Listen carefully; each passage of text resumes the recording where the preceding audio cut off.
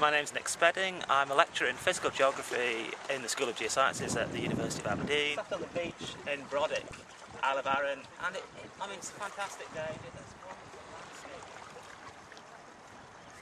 The thing I really work on is the history of the landscape, how the mountains formed, what the impact of hard rocks as opposed to, say, soft rocks is on the height of the mountain, the shape of the mountain, and what, for example, when these mountains were once covered with ice, and what did the ice do if you've got a big glacier, you know, this big river of ice moving down the hillside and scooping it out? What was the effect of that on the landscape? And that's my thing. So I'm really interested in solving that puzzle. Why is the mountain so high? Why is the valley U-shaped as opposed to, say, V-shaped? Where did that rock come from, or that big lump of sand or gravel?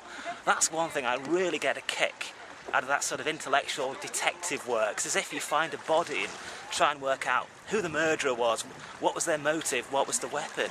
And you can take me to a landscape and I'll try and do the same as that.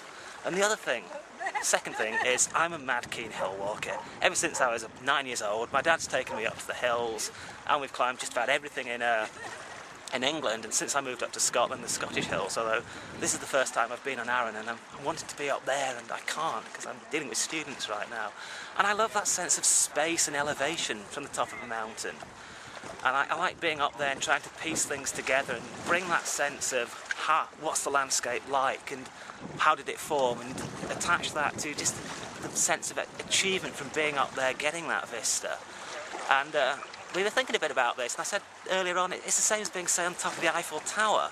It doesn't actually have to be a mountain, it just has to be high up and see things, and that's what I get out of it. And it's really great that a lot more people who aren't going to university to do degrees necessarily are getting into this kind of thing. Look at programmes like Coast, for instance, or Ian Stewart on the telly, and that's great, and that's going to attract a lot more visitors. But the other thing, we get a lot of things about wild landscapes and natural landscapes and controversies about wind farms, and I still think we've got to recognise that in most cases someone owns these hills. These aren't landscapes of leisure or landscapes for people like me. They don't exist purely to provide me with a job. People make money on these hills. You know, they have sheep farms, they have deer, they have grouse shooting, they might run an outdoor pursuits business. And I think sometimes that's forgotten. There's all this sort of highfalutin intellectualising of things like natural and the wild. And in many cases it's a lot more simple. Ultimately I go up mountains because I enjoy it.